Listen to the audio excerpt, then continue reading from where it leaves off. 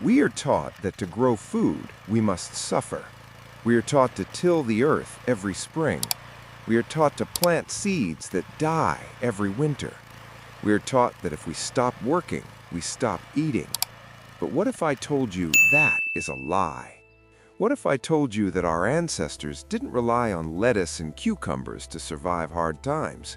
They relied on giants. They relied on living systems that produce hundreds of pounds of food for hundreds of years with zero human effort. Imagine planting a food bank in your backyard today that pays you dividends in calories for the rest of your life and then feeds your children and your grandchildren long after you are gone. In this video, we are breaking the cycle of annual labor. We are going to reveal the 8 legacy trees that transform your property into a perpetual food machine. One of these trees produces enough flour to bake bread for a year.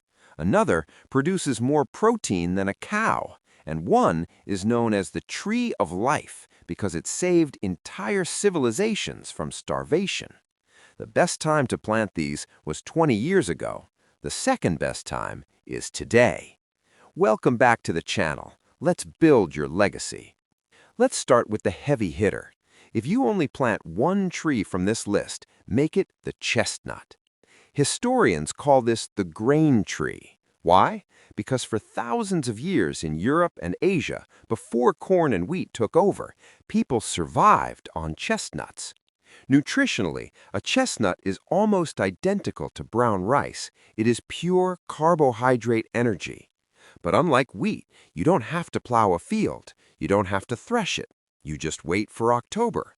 A mature Dunstan chestnut tree can drop up to 100 pounds of nuts in a single season. If you plant 3 of them, that is 300 pounds of food. That is enough carbohydrates to replace nearly all the grain in your diet. You can roast them, you can boil them, but the real secret, dry them out and grind them into flour. You can bake bread, pancakes, and pasta from a tree that lives for 3 centuries. That is not just food, that is generational wealth. Now, maybe you want fruit, but you hate spraying for bugs and pruning branches. Meet the mulberry. This is the only tree on our list that I call invincible. You drop a mulberry tree in the ground and you step back. That's it. It grows fast, sometimes 10 feet in a year. And the production is staggering. A single mature tree can rain down 50 to 80 pounds of berries every summer.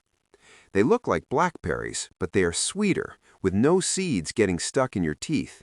Chickens love them, pigs love them, kids love them. And the best part?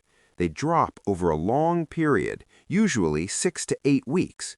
It's not a harvest, it's a steady stream of fresh snacks.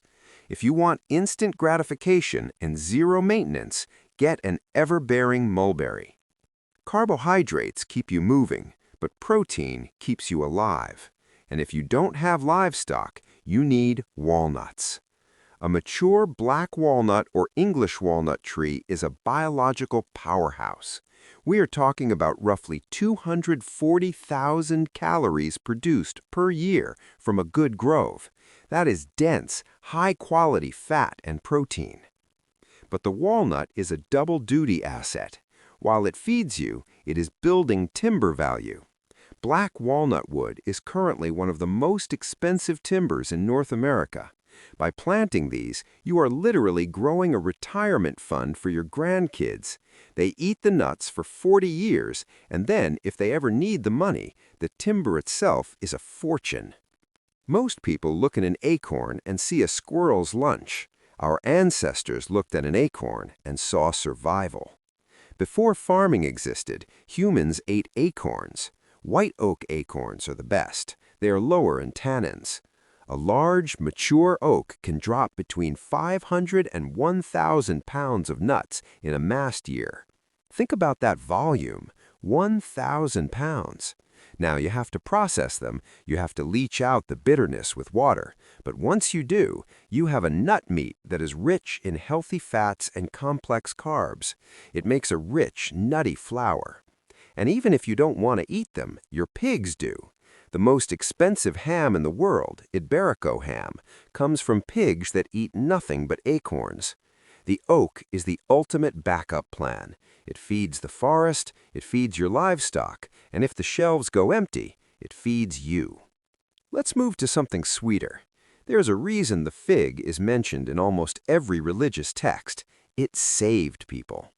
Figs are unique because they have one of the highest sugar contents of any fruit. Sugar means calories, and in a survival situation, calories equal life. A mature fig tree can give you 200 pounds of fruit. But the magic of the fig is storage. You can dry a fig in the sun. Once it is dried, it lasts for years without refrigeration. It becomes a dense, chewy energy bar. Roman soldiers carried dried figs as rations. If you live in a colder climate, look for the Chicago hardy fig. It can take a freeze and still feed you the next summer. Not everyone has 10 acres for massive oak trees. If you have a small yard or even just a fence line, you need the hazelnut. These aren't giant trees, they're bushes. You plant them close together as a hedge. They start producing fast, usually in just 3 or 4 years, and they are dense. Just a few bushes can yield 84,000 calories of shelf-stable nuts. They are high in oil, high in protein, and delicious. And because they are bushes, you don't need a ladder to harvest them. You can pick them right off the branch. This is the perfect legacy plant for seniors who want to stay safe on the ground. We can't have a food forest without the apple. But I don't want you to plant the Honeycrisp you buy at the store. Those are weak. I want you to find keeper varieties, Arkansas Black, Wine Sap. These are apples designed for the root cellar. You pick them in late October, they're hard as a rock, but you put them in a cool, dark place and they soften up over Christmas. They can stay fresh until March or April. A standard-size apple tree can yield 400 pounds of fruit. That is applesauce, apple cider vinegar, dried apple rings. An apple tree is a pharmacy and a grocery store all in one. Finally, for my friends in the hot, dry climates where everything else dies, meet the carob. This is the St. John's bread. It thrives in heat. It laughs at drought. Instead of fruit, it grows long, brown pods that taste like chocolate. Inside those pods is a sweet pulp that can be ground into a powder that substitutes for cocoa. It is rich in calcium and protein. One tree can produce 400 pounds of pods. If you live in California, Texas, or Arizona and you're worried about water, plant carob. It will be the last thing standing. When you plant a tomato, you are planning for lunch. When you plant a garden, you are planning for the season. But when you plant these trees, you are planning for a dynasty. You are creating a system that produces millions of calories year after year, regardless of inflation, regardless of supply chains, and regardless of your physical ability to work. Do not let the best time to plant pass you by again. Pick one. Put it in the ground this weekend. Your future self and your grandchildren will thank you. If you found value in this video, please hit that like button. It helps us reach more people who want to build real security. And subscribe to Easy Gardening for Seniors and Juniors for more strategies on living free. I'm your favorite farmer. Keep growing your legacy, and I'll see you in the next one.